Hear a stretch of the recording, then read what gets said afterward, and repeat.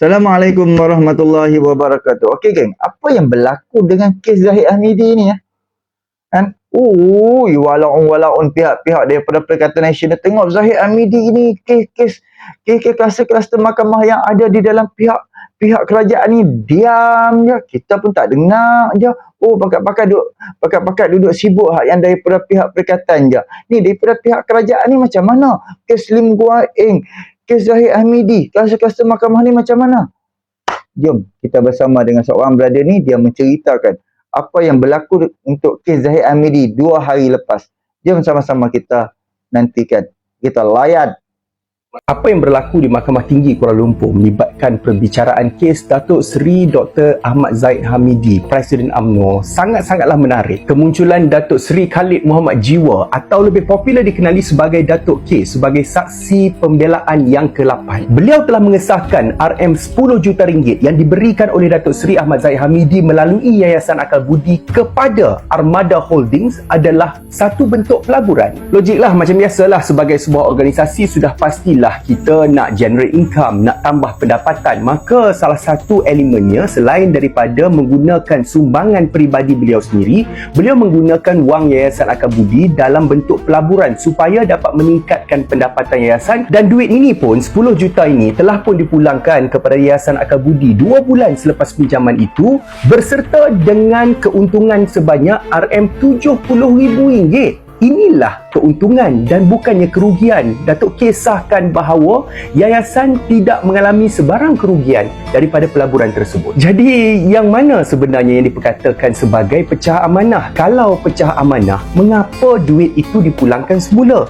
Kalau orang curi duit, takkanlah dia nak pulangkan balik. Cerita ni macam kalau kita ada kawan, dia ada projek dan dia perlukan modal, dia pinjam daripada kita RM100,000 dengan janji bahawa dia akan bagi balik pulangan 10% keuntungan. Biasa dengar kan? Dia lebih kurang sama lah. Dalam isu Armada Holdings ini, mereka nak bid tender, mereka nak masuk satu tender. Jadi syarat dalam tender itu perlu ada modal berbayar atau paid up capital sebanyak 10 juta ringgit. Mereka tak ada. Jadi apa yang dibuat oleh Datuk K adalah berjumpa dengan Datuk Zahid. Kenapa Datuk Zahid? Sebab Datuk K ni dah berkawan dengan Datuk Zahid dah lama dah, 30 tahun, lebih daripada 30 tahun. Mereka berkawan sejak zaman mereka berada dalam industri perbankan dulu. Tapi bro, takkanlah Datuk Zahid boleh sesuka hati je guna duit yayasan tu? Ya betul, inilah juga hujah pihak pendakwa. Mereka kata Datuk Zahid sesuka hati menggunakan duit yayasan itu dan menganggap itu sebagai satu amalan pecah amanah. Pertama, memorandum penubuhan yayasan itu sendiri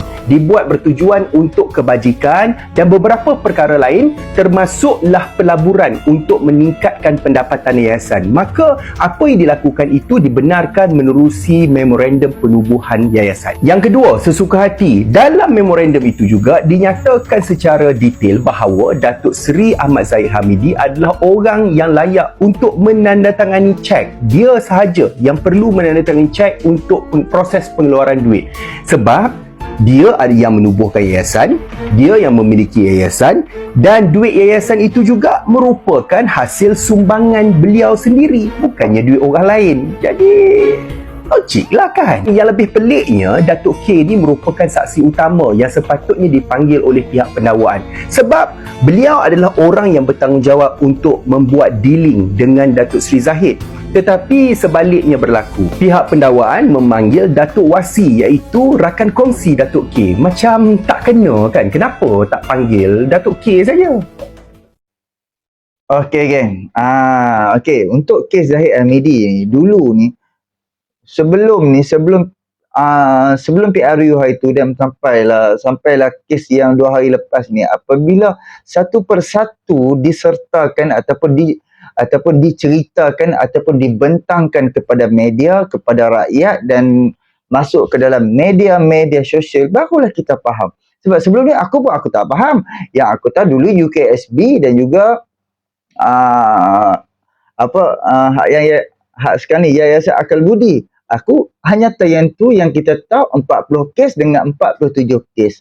Dan di dalam 47 kes tu ada satu persatu apa yang di sebalik 47 kes tu. 47 kes tu semuanya, contoh macam sekarang ni, 47 kes tu semua di dalam Yayasan Akal Budi. yang di bawah dia punya yang dia punya sendiri. Dan apabila siasatan sampai hari ini sedang berjalan, dan apabila setiap laporan yang dikeluarkan dan kita baca dan kita dengar ataupun kita fahamkan, pada aku macam tak ada masalah apa-apa. So tak apalah, kita serahkan kepada pihak mahkamah. Dan sebab tu kita sekarang ni kita nak kena mendengar dan kita perlu membaca dan kita perlu ambil tahu di setiap satu-satu pertuduhan apa yang berlaku, siasatan kita kena faham semua tu, barulah kita menjadi boleh menilai dan barulah kita ni akan menjadi seorang yang berpengetahuan. Faham tak? Kalau hang tak membaca dan kalau hang tak mendengar penerangan orang, macam Iswadi Mon ni pun dia menerangkan dekat dalam live dah 2 hari lepas, menceritakan soal hak yang Timbalan Perdana Menteri Zahid Hamidi ni, dan aku pun yes, faham, dan seorang lagi brother hak yang tadi ni pun faham. So tak apalah, kita biarkanlah. Sebab untuk satu kes ni pun kita nampak dia invest 2 bulan, dia dapat balik RM70,000 dalam masa 2 bulan. Jadi fikir-fikir, memanglah itulah salah satu pelaburan kan. Kita keluarkan duit ataupun kita bagi orang hutang ke apa kan. Of course lah kita naklah keuntungan sikit di sebalik bantuan kita kepada orang lain tu. Dia mudah cakap, di sebalik perkhidmatan yang kita berikan kepada orang tu. Jadi kita nantikanlah tengok apa lagi yang akan dikeluarkan oleh pihak mahkamah. Jadi kita harapkan kalau dia bersalah, masuklah penjara dan jawatan dia tu akan diganti dengan orang lain. Tok Mat ada dan lagi siapa nama tu hak yang Titiwangsa, ahli parlimen Titiwangsa pun ada, dia boleh ganti anytime. Siapa tak mau jadi Timbalan Perdana Menteri? Siapa tak mau jadi Presiden UMNO? Macam tu lah. Okey, terima kasih banyak. Subscribe, like, komen dan share. Entahkan maaf Pak Antok. Kita nantikan apa lagi yang akan berlaku untuk kes Zahid Hamidi, kes Lim Guat Eng. Kalau tak silap, kes Lim Guat Eng hujung bulan ni, ataupun sebab kalau tak silap Lim Guat Eng dia dah baru ni, dia ada hadir mahkamah kalau tak silap aku baru-baru ni. Okey, terima kasih banyak. Subscribe, like, komen dan share. Assalamualaikum.